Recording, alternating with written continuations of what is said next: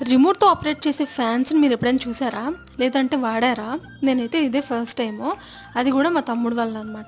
అసలు ఏంటి మ్యాటర్ అంటే, మాది బెడ్‌రూమ్‌లో ఫ్యాన్ అయితే రిపేర్ అయితే అయ్యింది. అంటే సడెన్‌గా తిరుగుతూ ఆగిపోయింది.